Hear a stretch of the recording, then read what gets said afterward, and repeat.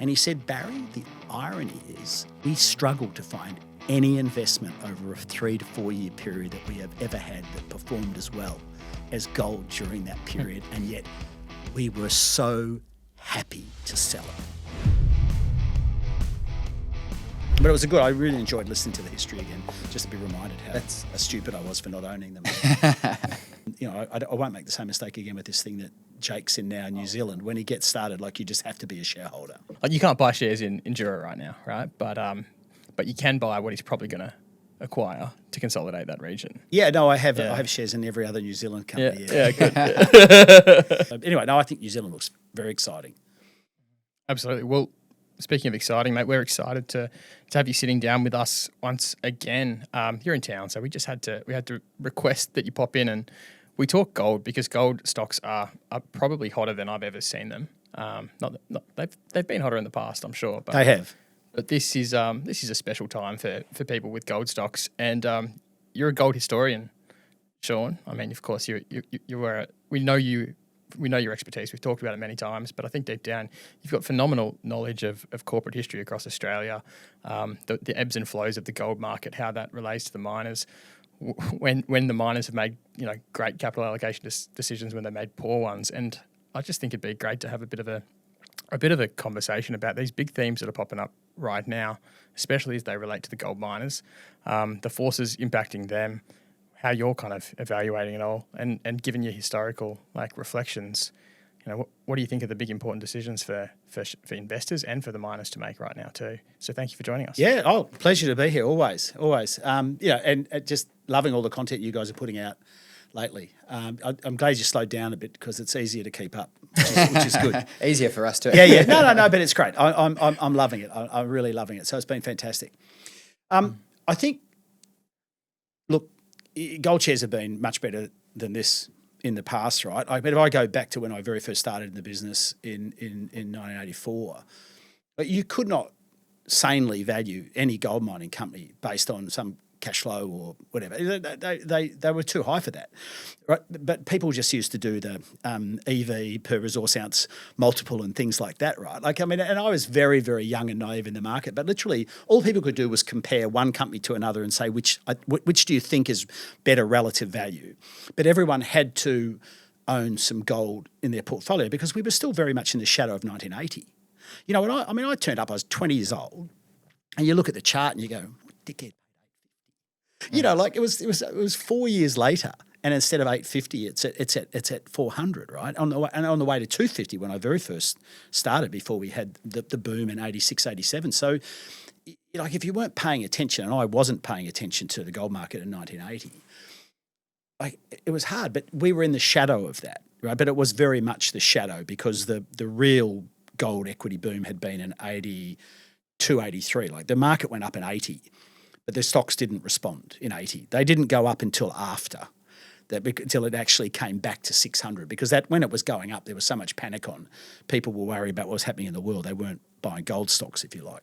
But by the time I sort of turned up, it was all relative. And it was only when .com started that I remember, when everyone was going, oh, these .com companies, they're doing revenue multiples, they're doing clicks, they're doing that. And I go, this isn't you. This is what the gold producers used to do in the 1980s. You could only have relative value because you couldn't possibly justify the share price based on the earnings at the time, right? And I was talking to someone I know who's, I've known for a very long time, and I was saying to him, it does feel to me at some point, like if you're an insider in this market, it'll be very difficult, because when the generalists really get in, and when the market really takes off, as I believe it will, you'll be looking at it as an insider going, well, that company's not worth this. But there'll be a whole group of people out there for whom it's only just become investable, because it's just got over some threshold, like $1 billion market cap or whatever, so funds can have a look at it, or some section of the community somewhere else has decided they want to buy. And you'd almost be dangerous that you'd be going, oh, well, this is nuts, but it might just be getting going. I think that's going to be the fascinating part, if we get the kind of move into gold in the coming years that I think could happen. Do you think narrative follows price, or do you think price follows some sort of narrative? I find myself kind of just just telling a story because the price went up. And if the price didn't go up, then I wouldn't be telling myself that story. Oh, there's no doubt that people constantly create a narrative to justify the position that they find themselves in, and I think that that's like there was a like a colour supplement in the weekend Fin Review, I remember, and I think it was Brett Fogarty, mining, West Australian mining guy, was standing on the rocks down south somewhere, and he'd been kind of thinking about what happened in the past, and there was a whole thing about mining booms and busts and whatever. And Michael Chaney was quoted in that, and he said, why do you care about anyone telling you where it's going next when not one of those people told you it was going to be here? That's what happens. You get all the people at the top of the market, you get all these people telling you what's happening next. None of those people predicted the boom that's happening, but now you're in the middle of the boom. They're all giving you the perfect rationalisation for why there's a boom and what's going on. I think where technical analysis is really important, and not cup and handles and heads and shoulders and things like that, but just generally looking at charts and long-term trends, and particularly ratios, and we should talk about ratios today. It's those things, I think, that give you an idea of it's all about relativity. Everything is relativity. There's how many investment opportunities in the world? There's this amount of money. They keep printing more and more money. People have got to find places to shove it. People have got to find somewhere to put that money. And it's just in this big plumbing system that goes around the place. And I think the best way to try and figure out when something's ending is really, at the end of the day, if the trend is still your friend, then you should stick with it. You need to be looking for when those long-term trends are ending.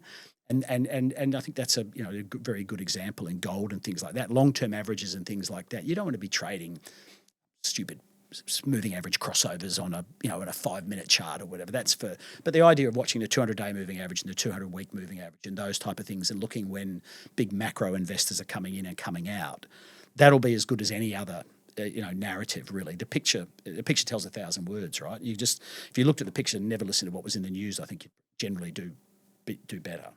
So do you think of the technical analysis in that case? This is pretty uncharted territory for us getting.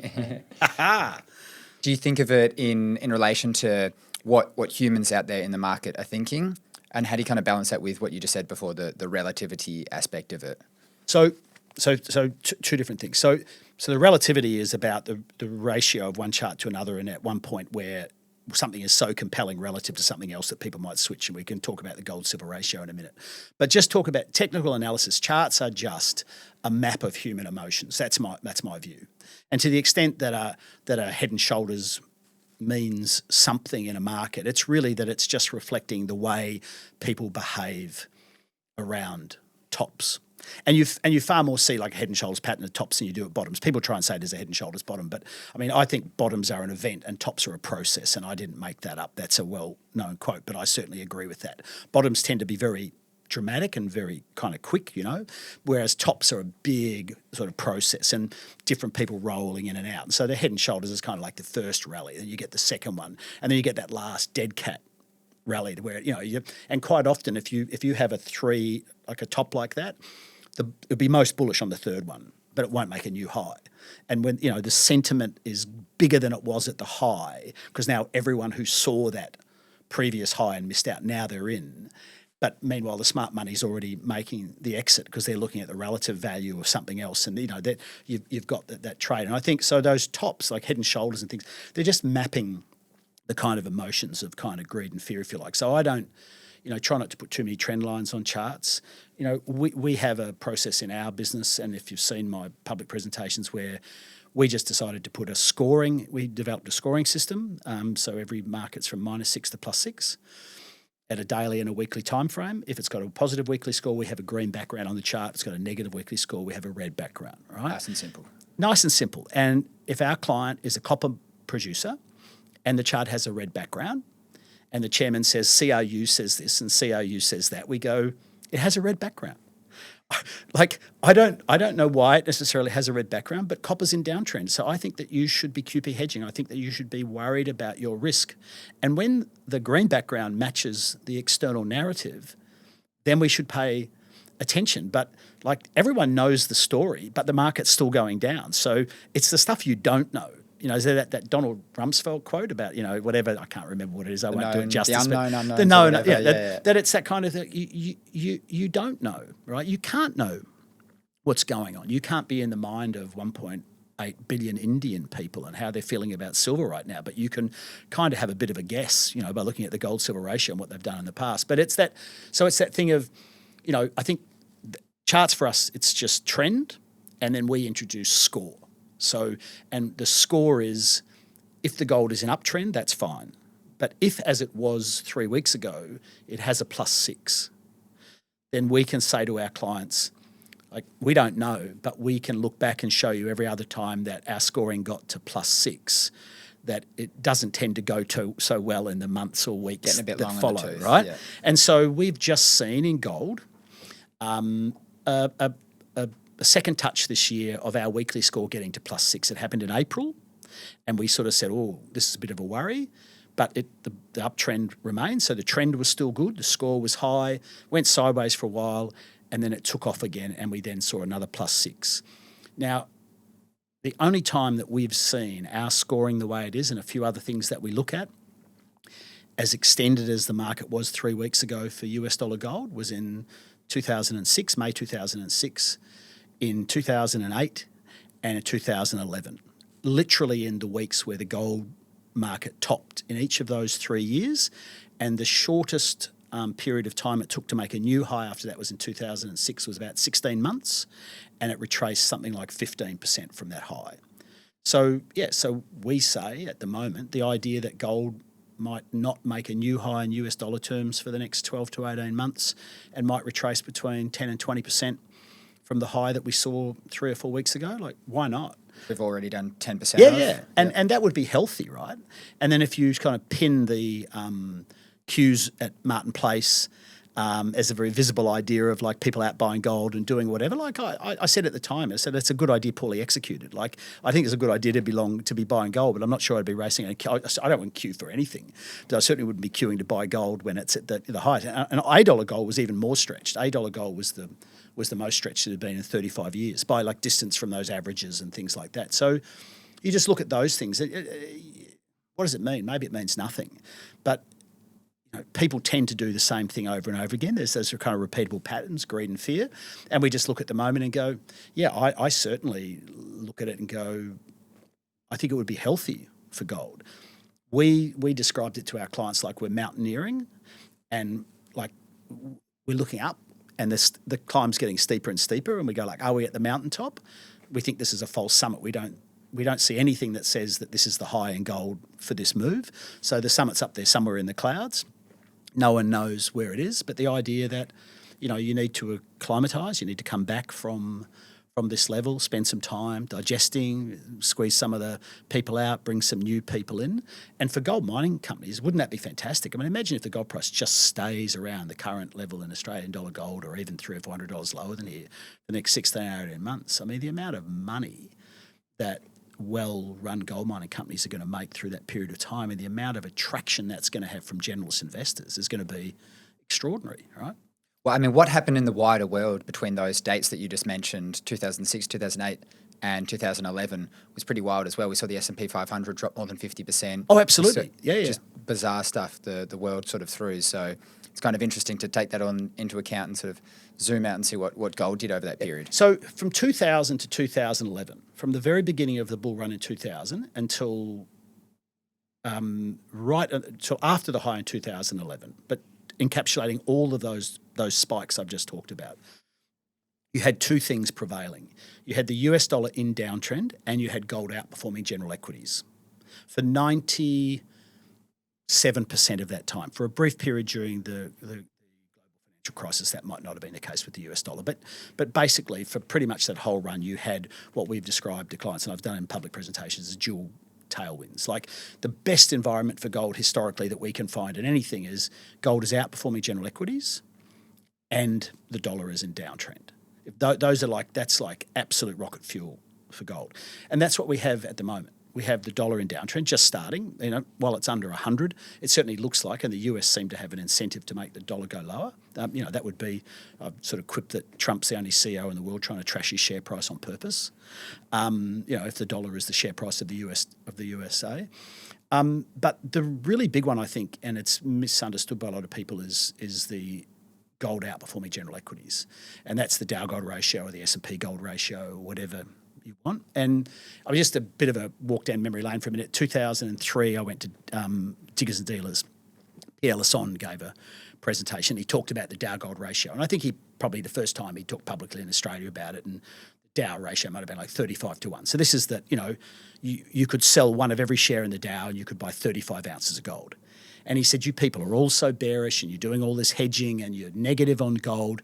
You should be bullish on gold. Like, gold is so cheap relative to, or equities are so overvalued, but you want to be investing in gold. And we all know he invested in gold and he's done very well. But he kind of popularized that idea that gold. And I went to dinner that night, Rothschild. I was still working at Rothschild. I hosted a whole lot of crusty old gold miners and prospectors and people that had done well, and some of them are still around today. And I said, okay, so Pierre Lassonde, you all think it's fantastic, he's bullish gold, but none of you believe the reason that he thinks gold is bullish.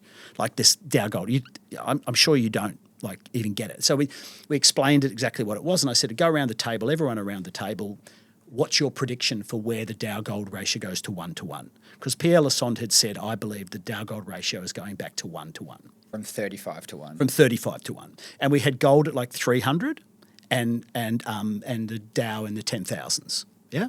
Now, the year I finished high school, 1980, it was 1 to 1. The Dow was 800 and so was gold. So I'm going, well, it happened in my lifetime. I believe it can happen again. Why not? So I'd gone up to Pierre Lassonde in the drinks in the tent afterwards and said, I know you can't say, but 2,500? How's that for a number for 1 to 1? And he goes, I think you're a little bit low, right? So that was the. So then I'm at dinner with all these crusty old prospectors and said, so everyone pick a number. And we went around the table. I said, everyone pick the number that, you know, don't change your mind, go around. And we went around the table and everyone came out with like 4,000, 5,000, 6,000. Now, remember, gold is 300 at this time. And you're all full of crap, the whole lot of you. Like, none of you believe that the gold price is going to go to 5,000. If you did, you'd be behaving very differently than you are in the current environment. They go, yeah, but that's why your game's so silly, Sean, because the Dow can't go below 5,000. Like, that was their limiting factor. Their limiting factor was the stock market couldn't do more than half. Therefore, that was the number they applied to gold on a 1 for 1. But they go, yeah, but it's a load of tosh anyway, right? But they were happy that he was bullish. The thing now is, like, to your point, in 2008, the Dow Gold ratio fell quite dramatically from levels it's at right now, the same levels it's at right now, like 11.5 or 12, and it fell. The gold fell 30% in 2008 from that high, right? But the Dow fell 50%. It fell from 14,000 to 7,000. It's hard to imagine that it's only that recently that the Dow was at 7,000. What's it, at 47,000 or something today? So if you think about it in that context, that just reflects how much money there is in the world. Gold is responding to there's more money. Like, people are saying, you're not going to have my ounce for that many dollars when you keep printing it. Like, the people who are actually smart about this in Asia, who own most of the gold, they're going, well, you know, you have to pay me a lot more to get my gold on my hands, and I'm willing to pay more because you just keep printing those dollars. So 1 to 1 today is a fascinating thing. Like, we're 11.2 or something. Like, where's 1 to 1 today? Like, why should gold outperform general equities? You know what I mean? Like, why are equities? Well, equities are a means of being long human ingenuity. You know, we're reinvesting capital into productive purposes. These businesses, they compound and they can reinvest that capital and have growth, et cetera, et cetera. And presumably, investing in an index, you capture that outperformance. Yeah, and that was totally true from 1980 when it was at 1 to 1 until when Pierre Lassonde stood up in 2003, and it was 35 to 1. Like, you were right. You were much better off to be in the index than be gold in a couple of decades, and that was fantastic. But if you go back in history, it's gone from like 1 to 1 to 15 to 1, 1 to 1 to 22 to 1, 1 to 1 to... It just seems that we can't help ourselves as humans, that we overinvest or we go crazy or we get so carried away with money and the way money works that gold then is this sort of gravitational force where it's just something that is actually very, you know, it's hard to produce, right? Like, a lot of effort and energy and ingenuity goes into every ounce of gold. Now, if you believe that that ounce of gold stores that effort and ingenuity and at some point in the future reflects a similar value, then that's all gold is really doing. Let's say gold is just holding the world to account or something, hard assets, whatever. But I mean, I agree. You should be better off. You should be better off to be able to invest your money in companies that, generate income and do good for the world and do all the rest of it, right? But the reality is the last 20 years, there's very few things that you could have owned that would have got you a better return than gold, even the fact that it doesn't pay a dividend. That's just the reality. It's outperformed. Equities has outperformed those things. But I guess the more important point is when it is outperforming general equities, a whole lot of people who hate it feel the need to buy it. That would be the single most important observation that I have come to, or the realization I have come to about gold very late in my career. In a way, like I saw this before and I thought it was interesting and I can understand why it might happen. But I think that if you look at the flows, we spoke to our clients 18 months ago. We did a big deep dive into gold and we said if the Dow gold ratio goes below 16, if it goes below 16, we think there'll be fireworks for gold. Why? Because if it goes below 16, you look historically when it went below, and I can give you the chart if you want to put it in the background of this, but when it's gone below 16 in the past, the world has just the rivets of the world economy have started to pop for whatever reason. It's there. And so 2008, it was exactly the same ratio as is today. From 2008 to 2011, that ratio fell to five. It went down to 5, having been up in the high 30s, yeah?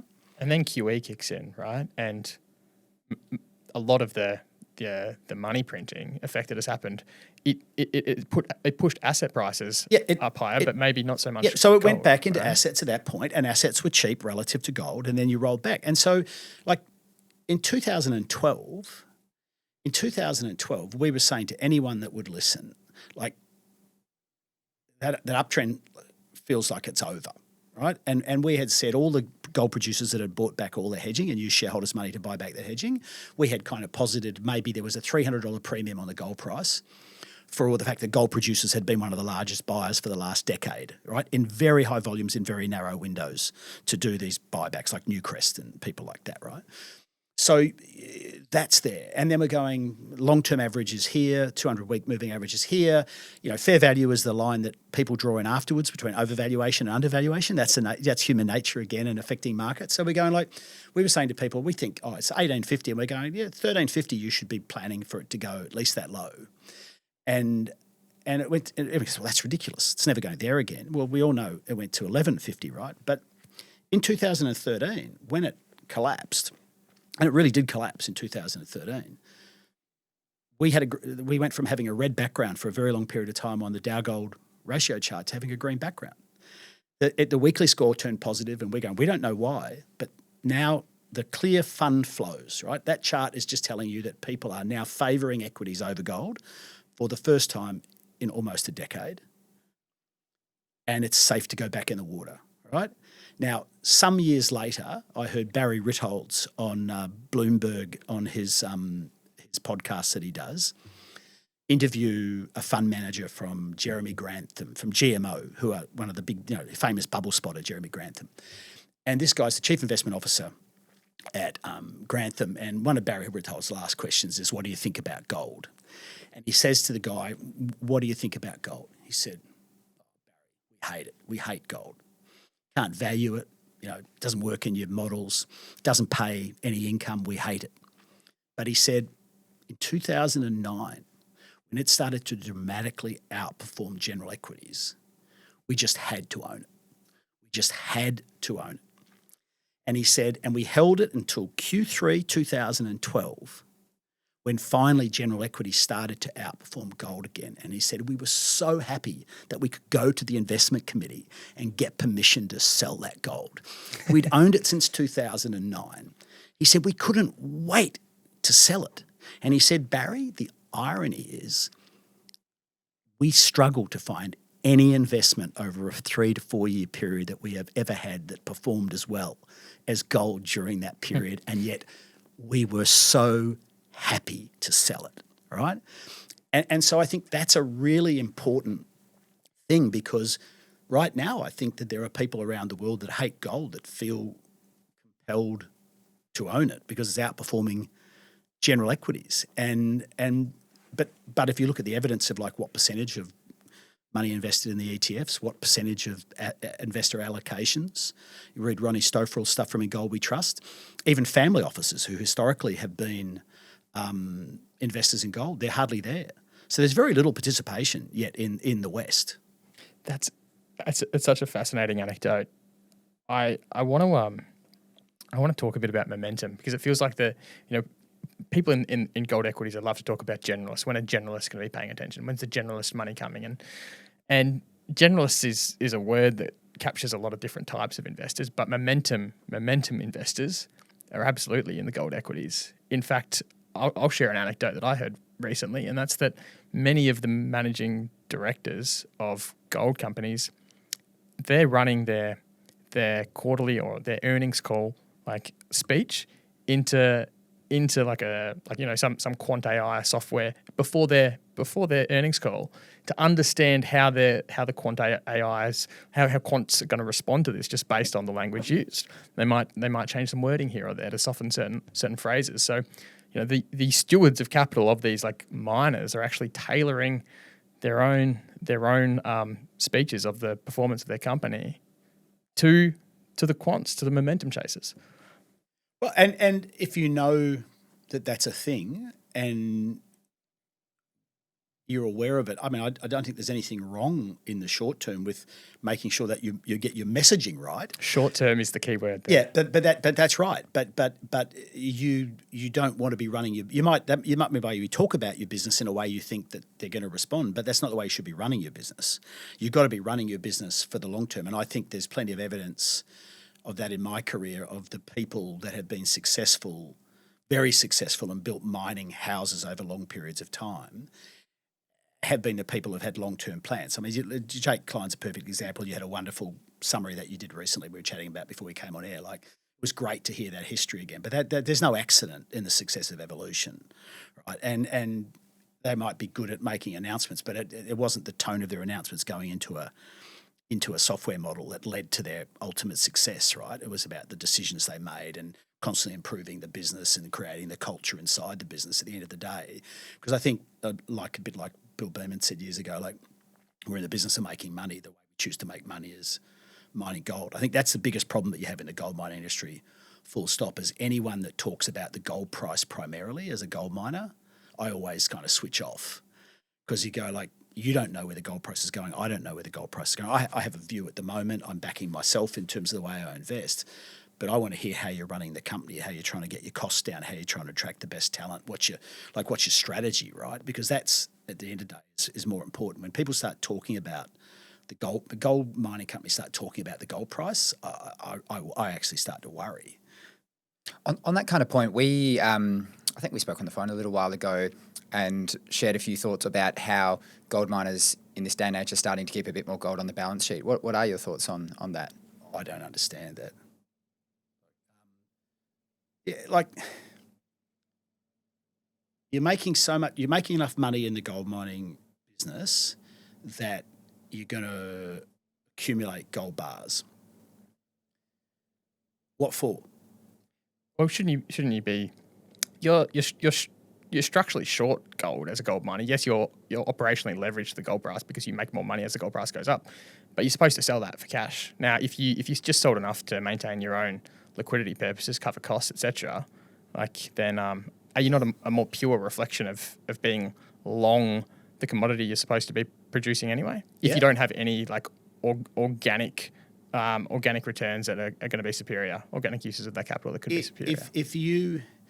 If you told me that someone was only selling enough gold they produce to pay their staff and to pay their bills, and not selling any other gold, I go, okay, high risk strategy, but at least you kind of you're full in. Like you're going, okay, you're saying this is the people bias for this kind of leverage. But my question still is, at what point do you do you sell that? Like, when do you change your mind? Because otherwise you're just going to go up and over and out the other side. And, like this, the market goes up, market goes down, and if you don't know where it's going, like I prefer the guy who says we're in the business of mining gold at a profit, giving that money to you and letting you decide. So if someone just says we're going to put a little bit of money on the side and accumulate some gold bars, I say give that back to shareholders and let them decide if they want to own gold or they want to do that. I think you're a tin ear playing. You're listening to a tin whistle from Canada, and you're kind of trying to play the ball to feed to certain people in the industry. But I don't think you're doing your shareholders a great service. Do you know any like any private individuals, hyper wealthy individuals that privately own a gold mine? Yeah, so the Smorgon family own a gold mine. Interesting. Still will. Yeah. Yeah. So there's a couple I can think of, and they all do the strategy of hoarding all of the gold that they produce. Well, I mean, again, like I've only what I know I've read in the paper. There was a period of time, I believe, where yes, that's they were just saying, well, if we can produce gold cheaper than we can buy it, why wouldn't we do that? I think a lot of times, not just making a general comment, I think a lot of times people who are gold investors start getting involved in gold mining and understand just how tough it is and just the cost of continuing to replace reserves and resources and wish that they just bought gold bars. I don't think owning a gold mine's everything it's cracked up to be for a lot of people. Do you know what I mean? Like, yeah, I can produce it cheaper than I can buy it, but all the other obligations and things, it's hard. Like, it's really one of the reasons gold is valuable and will, I think, hold its value over time is that gold mining is incredibly tough. A lot of smarts and a lot of technology improvements and things, as the grades have come down to do that. And so, yeah, I think there are easier ways. I mean, I'd much prefer to rent access to gold by buying gold shares and then being able to sell them at a moment's notice. If you change your mind as an investor, that's the luxury that we have, right? That's very different to the managers of those companies. Sean, if we jump back again quickly, a lot of the people thinking about like where the gold price goes from here, they're thinking about very big kind of trends. They're the stuff that Ray Dalio kind of talks about, the end of cycles, the US dollar in this moment in time. Not many people compare it to what happened with the US dollar between 2000 and 2010. A lot of people go and think about what happened to the pound or the guilder, these sorts of things. How do you think about a lot of those things in the context? Because it's way harder to get good data and those things. It's much easier to look at the last 50 years and think about what's happened. But I know you love financial history. I know you think about these things a lot. How do you sort of piece together random thoughts on that subject? One random thought I had recently was Hedley Widdop, who I know has been on the show a number of times, and he gave a great presentation recently. And someone asked him, he found himself on a panel, and as you do, you get asked questions you'd rather not be asked. And someone said, "What do you think about Bitcoin?" And Hedley goes, "Come back in 50 years." And he said, like, got to give it time. It's brand new. And it just dawned on me, and I was chatting to him later in the day. I said, well, it's funny because it's like when they stopped the convertibility of gold in the early 70s, someone said, how do you think this is going to work? How do you think this is going to work that no currency in the world for the first time in the history of the world is not linked to gold in some way? It's all just paper money. Someone go, well, come back in 50 years. And, we're at that kind of 50-year mark, right? And to some extent, Bitcoin came on the scene a bit close to the 50-year mark as like the next go-around, or someone's going to have a crack at it. So, like, you look back at all those different things in various times, up until the 70s, one currency in the world, at least one currency was always linked to gold. And so there's long periods of time, like I think in Japan and China, where people would use the currency of the other country because it was more sound. And there's a law, and I can't remember the law, but there's a law where, good money drives, bad money drives out good money, in the sense that people spend the bad money and hoard the good money. And so the good money disappears off the scene, right? So people, they'll that currency that's better, they will accumulate. One of the things that I learned about gold fairly early on, it was in Asia, the idea that, people were accumulating gold. They never saved cash, if you like. It was always gold. And until they introduced foreign currency passbooks in Hong Kong, for the first time they changed the rules where people could buy foreign currency. So before it was easy to buy foreign currencies, your average Hong Kong person would have a little red book, little passbook, and they would accumulate gold, like an ETF, but they would go down the bank and they would hand over their Hong Kong dollars that they were saving every month, and they would get so many taels of gold, the unit of measure, and they would have a passbook. And it was like the the gold ETF. And that was where all the money went. They all just accumulated gold. And then they had a bit of a liberalisation, and all of a sudden they could buy Aussie dollars and earning 14% interest, or Kiwi and earning 16%, or whatever, Canada. And what I learned is that the Aussie used to go up on Payday in Hong Kong. Like, I heard this interview about this guy where, like, it would be Hong Kong Payday for the fish markets, or, you know, there'd be a certain day where a lot of people got paid. And the traders all knew that the currencies would go up that day because everyone would go down the bank and convert everything that they weren't going to be spending into that foreign currency. Now, why did they do that? Because they wanted to get their money offshore. They wanted to essentially get protection from the degradation of their local currency. But they had made a decision, plus gold price is now falling, so we're in the 80s. So gold's not doing it for them. And they're earning 11 or 12%. They're getting paid enough to be willing to take the risk that the Aussie dollar might fall. You know, they're getting paid double-digit interest rates. So they're accumulating. I'm talking to my colleagues in Singapore about this. I said, you guys, they go, yeah, well, what if the Aussie dollar collapses? Well, that's where my kid's going to uni. You know, I'll just take all those savings and I'll buy a house and I'll send my kid there. But it was all about protection of your kind of getting your money out of the system. Because the one thing that gold does for you, gold does for you, in any country that if you buy gold, you're short your local currency. You know, so you've essentially got your money offshore. You've managed to get your money out of the system without getting out of the system, because if your currency collapses, the local currency price of your commodity will go up. The cues at ABC in recent weeks reminded me of during the Asian financial crisis. When they first started talking about the Asian financial crisis, the first reaction was gold price went up. And it was all people in the West saw crisis and they bought gold. The Asian financial crisis, Indonesian rupee collapsed, the Thai baht collapsed, all these things, right? People were geared.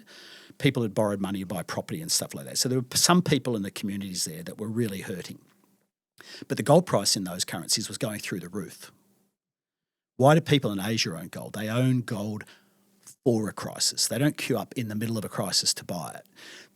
They were selling it, right? They were like, hang on, that property has fallen in value in rupee terms. My gold in rupee terms has gone up. I'm going to sell the gold and buy the property. That's an acceptable switch out of gold into some other hard asset, right? More risk because it's domestic, but it's there.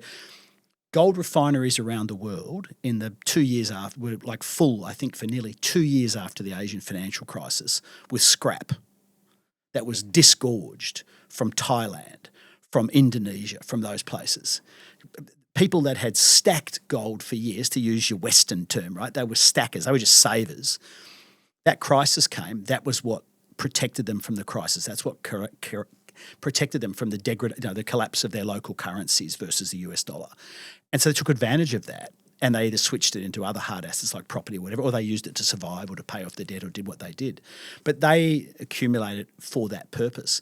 And I think today is a really interesting thing. It's still the case that they're buying it in the East, and they don't trust paper money. They never have in my working life. Whereas for most of my working life, people in the West have trusted paper money. I'd say to my mates, "You're sure you should give money to your kids to buy a house? If they can't afford the deposit, are you sure they can afford to buy the house? Oh, what if interest rates go back up to 10%? Oh, the government will never let that happen." You know, there's this view that someone will bail you out, someone will do it. Like, we've got that faith here. We haven't lived through the basement that developing countries. No, that's right. No, they have, and so they're always there. That's always their choice. That's what they do, right? But like, I think I've said this to you guys before, but in about 1987, I remember talking to this old guy at Rothschild. Bob Guy was his name. He was the chairman of the London Gold Market. When I say old guy, I look back on it now, and he's probably 20 years younger than I am today. But he was an old guy to me. And I said, he said, well, why do people buy gold? I don't understand it. Like, I just used to short sell gold and buy it back later. I was, like, I'm a bear market baby. The first 20 years of my life, gold was pretty much falling most of the time. And he goes, "Sean, it's nobody else's liability." And I remember thinking, what? I probably the equivalent of like, okay, boomer. It that term wasn't invented then, but I'm like, what the hell does that mean? Today, that's exactly the best way to describe why the change in gold. Nobody else's liability. Assuming you physically store it. Well, yes. That's right. There's all those issues. But it is that kind of thing that, like, I think the rest of the world is waking up to the fact that all the politicians have kind of given up on trying to be fiscally responsible or do whatever. I mean, you talked about Ray Dalio a minute ago. I saw that he went to Washington and he was kind of like, sermonising to both sides of the house about the crisis that's coming. And the overwhelming response he got was, "Yeah, we know. We know, Ray, we understand." It's pretty doom and gloom. at the moment. But they're all going, Ray, we get it. But if we try to do the things that are required to solve that, we'll get voted out of office. So we need a crisis. We're only going to solve this we need to have the crisis, and then the population will accept what comes next. I mean, that's a pretty jaundiced view of the world. But in the meantime, people are queuing up. And maybe not the right week to do it, but they're queuing up to buy gold. They're trying to protect themselves. They kind of see, in one sense, what's happening all around them. But this idea of the Great Reset, this stuff on that one day you've got to be long gold now because one day the government in the US is just going to revalue gold to some level and we're all going to make money. That would be the biggest free kick to China and India and Thailand and Indonesia that they could ever do. Imagine that you would devalue the US dollar against gold in that way, and all the holders of gold in the rest of the world, you would give them all this massive. I mean, you can't do it. I mean, hardly anyone in America owns gold as a private asset, but all through Asia, they're huge holders of gold. So, I mean, Asia's getting wealthier and wealthier by the week. I mean, one of the things that's interesting right now is Chinese equities, which most people in the West say are totally uninvestable, have never been cheaper relative to the local gold price in the last 25 years they are right now. So to come to the ratios issue, if you're in China right now, you pay this price for gold, and they've just introduced the VAT on jewellery to make it a bit harder, or do you buy equities? You've just broken out of a 10-year sideways trading range in China, and you go, our AI seems to be pretty good. We seem to be a little bit ahead in this rare earths thing. Maybe we should be buying our own companies. It's Chinese might buy equities instead of gold. Indians are buying silver instead of gold because the ratio is so high. So, it's that thing of people just trying to put their money in another bucket, but they're all still trying to do it to get ahead. This is why financial markets are so interesting. I mean, everything we've spoken about is just human behaviour, from the trends to the behaviour of how people save, treat debt across different currencies. On the topic of ratios and other ratios, and you touched on silver there, which is actually one the odd American doesn't mind passing away a bit of silver, a bit more than gold, as I understand it. Poor man's gold. I mean, we lost the silver market lost a lot of fun and a lot of volatility when a lot of the tin hat people who used to love silver went to the Bitcoin market. Now, the good news is they made a lot of money over there. So I was talking to a mate of mine who lives in Mate the other day. I said, imagine if all those people who went to Bitcoin, left silver, went to Bitcoin, decided to come back to silver. It could get very interesting. Why not? I mean, silver's the only metal that has just in the last couple of weeks surpassed its 1980 high. It's the only metal that hadn't done that. And gold surpassed its 1980 high, in 2006, 2007, sometime right there. So gold's been 20 years above, and in inflation-adjusted terms, depending on which inflation rate you use, it's only in the last couple of quarters that gold actually just beat its inflation-adjusted high from 1980. Silver to do that would have to be 200 or 250 or something like that. Silver probably takes the award for the best financial story. What happened in 1980 there as well, which I'm sure you know the details. Oh yeah, of. There's not many things in financial history that trump what happened in that era. No, that's right. And of course the Hunt brothers and whatever took it up to levels that you go, okay, without them, what would the high of silver been at the time? I don't know. But so a market that's that corrupted, it takes a long time to recover. But that's another thing I think it's always worth, and again, like charts, you see a parabolic rise, that's great when you're on it. But the minute a parabolic rise ends, and you could go through a string of them. When markets go parabolic, they bring into the world that expression, nothing cures high prices faster than high prices. Ultimately, when you're at the end of a parabolic rise, you go that market's probably going to retrace 75 to 85%, and it's probably dead for 10 years. That's kind of, and you look at silver, you look at gold in the 1980s, you look at nickel in 2006 or whatever, went from 10 to 50. You look at the NASDAQ, you look at lithium more recently, telling people that near the highs of lithium that it could retrace 80, it's parabolic rise and you expect it to retrace 80 or 85%. This young sales guy from a lithium company was like, you haven't been to China lately, that's impossible. I don't care where you've been, mate. It's just a parabolic rise. It's just, that's just one of nature's laws, right? Let's hope it's not 10 years for them. Sorry? Let's hope it's not 10 years for them. Let's hope it's not. But again, you probably get like a dead cat. If we get a bounce here, like nickel had a lovely little bounce after its parabolic rise and up, and then off to where we are. Think of where nickel is today. Nickel was trading $50,000 in 2006 or whatever it was. These ratios, Sean, which ones are you paying most attention to right now? So in the week between Easter and Anzac Day, I switched my gold ETF position to a silver ETF position because it was over 100 to 1. You could get 100 ounces of silver for an ounce of gold. And we'd seen that during COVID, and I was really annoyed with myself for not doing it then. I thought, I'm not watching this over 100 again and not doing it. So I converted to silver. So the gold-silver ratio, I think, at these levels is very high, and I think that the average Indian walks in now to the silver shop, or I just learned yesterday there's 14 different silver ETFs in India. I guess you can have that when you've got 1.8 billion people or whatever they're right, but they love silver. But you are going to walk into that shop and you're looking at the Indian rupee price of gold and going, well, that's high. You look across and the silver rupee price is also at record highs, but the ratio at 83 to 1 or 85 to 1 or 100 to 1 as it was at Easter, go granddad or great-granddad tells a story about, when he converted at 30 or 40. And so you're thinking, I can buy 82 ounces of silver right now. Central banks have to buy gold because if they don't have vaults big enough to store all the silver they would need to do what they need to do. But I can buy the silver. If I think at some point in the future that I could use 40 of those ounces and buy an ounce of gold and have 40 ounces for free, why would I not do that? So, and that's one of the reasons the vaults are so empty. They are buying silver, they're doing it. So I think the gold-silver ratio is an interesting one to us, but more for a punt, right? But to your point before, they can adjust with both going down. Oh, they can, absolutely. One of the things that I learned at my peril, you said about losing money when you're young, before we came on air, the idea that you would trade one metal based on a view of the ratio. It's the Dow Gold ratio. Dow Gold ratio is going down. I'm going to buy gold. 2008. I just fix that and put a short on the other one. That's right. Be careful of relativities when you can't pair trade. You've got to trade two legs, or you switch from one to the other. So my thing was I sold my gold to buy silver. Buy them at a cheap But that's right. I think the ratio that is for our clients that we're sort of jumping up and down at the moment is gold oil. Just saying, you guys have got this most unbelievable operating margin at the moment. In the last mining boom, 8 to 12 barrels of oil for an ounce of gold. 8 to 12. We're about 55, 50 60. plus. Yeah, 50 plus, depending which oil price you use or whatever. But so 8 to 12. So you look at that and you go, that's one of the reasons you're making so much money at the moment. Now, how do those alligator jaws close? Another interesting ratio, we don't think of it as a ratio, the $8 gold price. Yeah.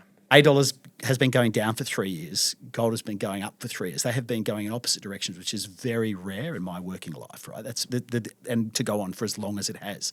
So, the ratio of is gold incredibly undervalued relative to Aussie incredibly undervalued relative to gold right now? Is gold overvalued? I don't know, but again, it's an interesting ratio. But if you're a gold producer in Australia, you've got the benefit of high Aussie dollar gold price, incredibly low oil price. There's a real risk that 8 years from now, you could have an $8 gold price totally the same as it is today, with the US dollar gold price 70% higher and oil 4 times as high.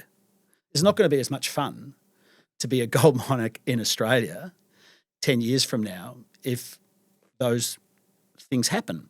But in the early 2000s, we saw oil go from $20 a barrel to $100 a barrel, and we saw the Aussie dollar gold price go sideways for 5 years while the US dollar gold price went up 70%.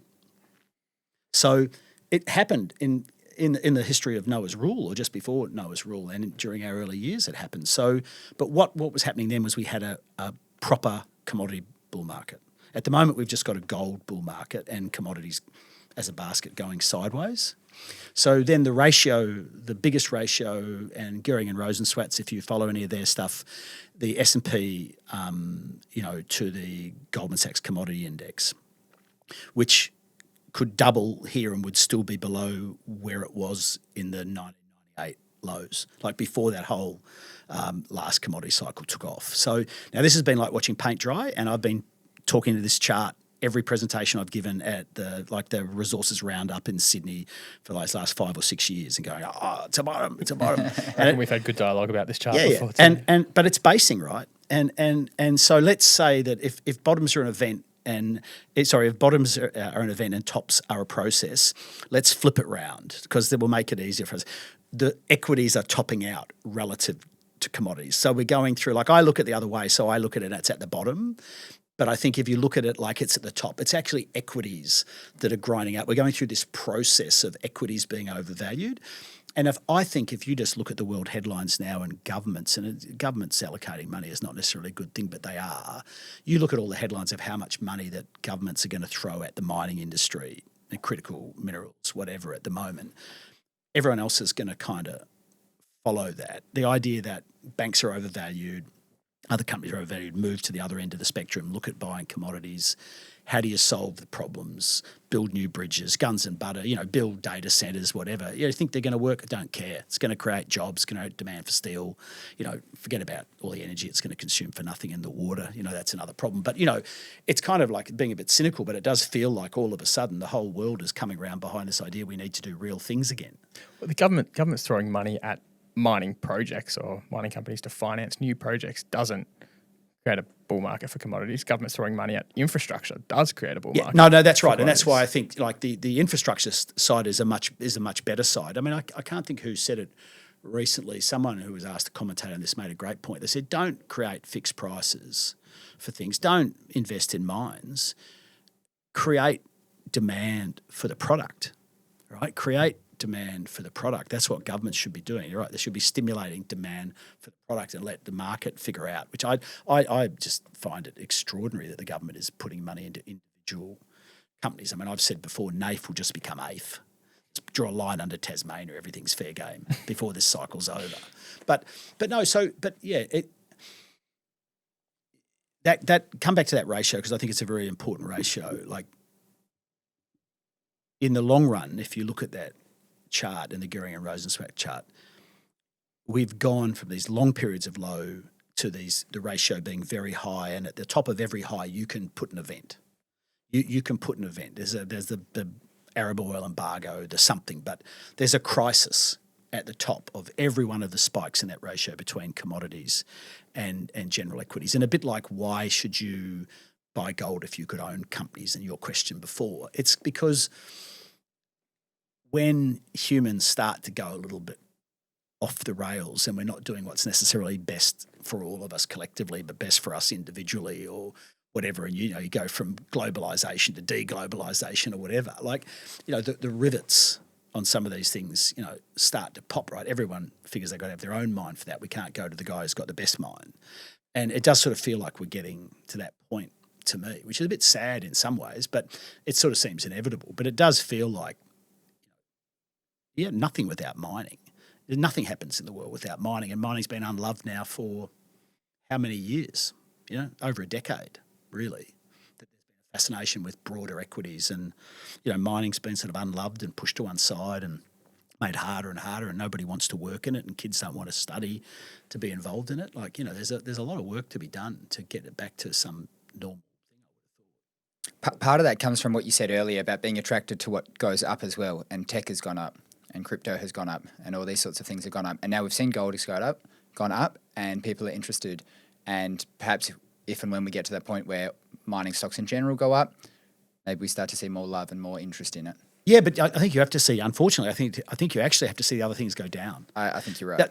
That's in the late 1990s. I was a huge gold bull. Late 1990s. Gold producers are up the wazoo hedging like a whole, like 100 million short. And I was saying at some point, like the central banks, my thought is the central banks are going to figure out they're responsible for the gold price going down. Didn't figure out at that time they're actually quite happy for it to be low. But not only were central banks selling, but they were lending it to all these guys to go short it. And they go, well, if the gold market starts to take off, it'll be because the central banks woke up and stopped lending. Essentially called in, they were funding the short, if you like. And I thought that might be the kick of it. I didn't believe in my wildest dreams that gold mining companies would be raising equity to close out their hedge books. I think I said to you, I wouldn't be here today if I'd figured that out. I would have south of France with my feet in buckets of champagne. You had told me that all of Newcrest was going to do a $2 billion equity raise to crystallise their hedge 6 years later. The gold price had already gone up, whatever. But that was the reality of what needed to happen because of all the bad stuff that had been done by those companies, lower down, right? And so, but that, it took really the dot-com bust for people to come back and be interested in gold mining companies and to drive their share prices up and to allow them to do all that stuff. It actually took people to everything else to be on the nose to come back to mining. We actually needed the dot-com bust to create the mining boom, and it still feels to me like that's the problem now. And like I was bullish gold back then. People say, well, when do you think it's going to happen? I said, well, when blood, sweat and tears goes back into fashion, when people actually realise you have to work for a living. And I think post-COVID, what I've called the revenge of High-Vis, like I think slowly this has been building post-COVID where people who have to turn up to work, have to physically go to a job, are starting to figure out that they're worth more than people, you can be Betty and Byron Bay, you can just as easily be Barry and Bangalore, right? Like you're competing with a totally different group of people. But, like we realise we have to get back into doing real stuff, and slowly but surely we're coming back to mining, back to raw materials and things. But it's only slow at the moment because it's going up, but relative to other things, it's just going sideways. But at least we're now flat with it, like on that ratio. But to outperform the other things, I think have to go down. I think you actually have to see CBA falling. You have to see those other shares fall enough that people like let go of those things and decide to go down to the other end of the thing, right? Like BHP versus CBA, that's a ratio. It's got like 5. It's gone from 5 to 1 to 1 to 1 to 5 to 1 to 1 to 1. And you can chart cycle almost perfectly. Some of those mega cap, darlings, like look at CSL down 40-odd%. WiseTech, down substantially. Some of those massive beneficiaries of index flows over time, they're starting to peel off. They're very much underperforming small caps in some respects, and certainly underperforming gold and gold equities. Is it already happening? I think it's absolutely already happening. And you're right, like the passive flows, like everyone wants to get in an index, like all the things that companies do just to get in an index, right, is kind of crazy. Merge with some, like put two ugly companies together to make it a bigger ugly company. But now you get it in the index, and then you get that attraction for a while.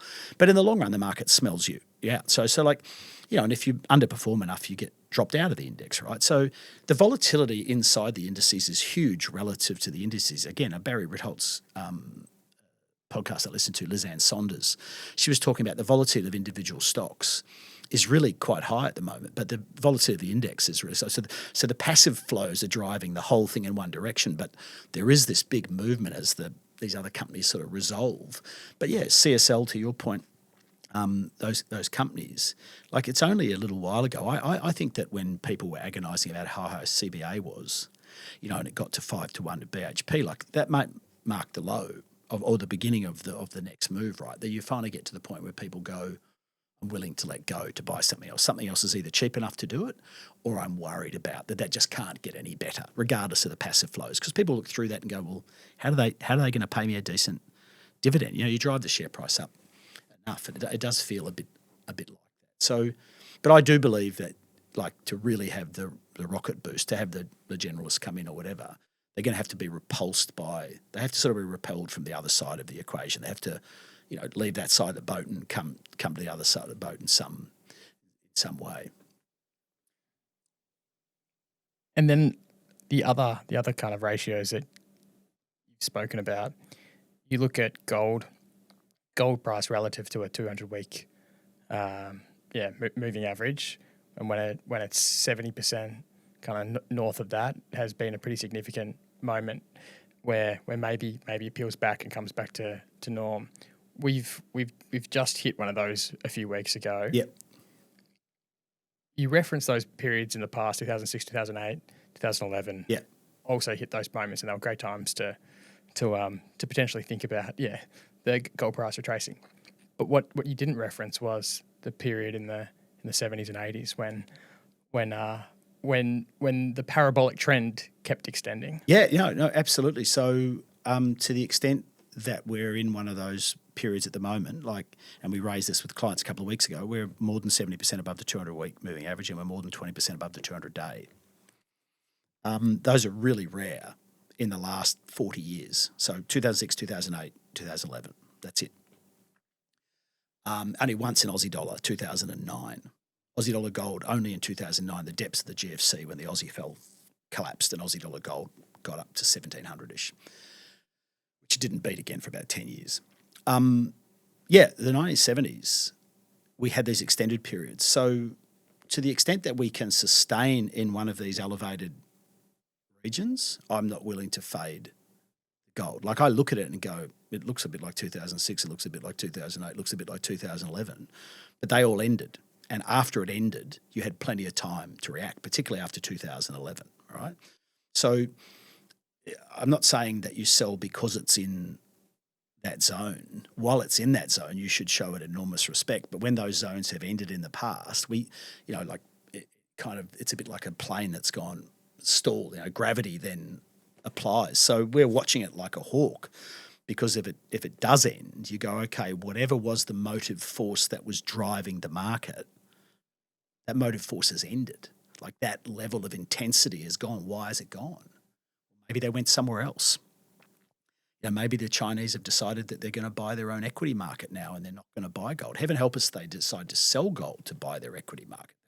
But just stopping buying and buying equities instead could be enough to slow the rate. And I think we all agree, like the rate of climb of the gold market was not, $1,000 and $1,500 in 3 months in the middle of last month is kind of a little bit unsustainable, probably. Pretty quick. Yeah.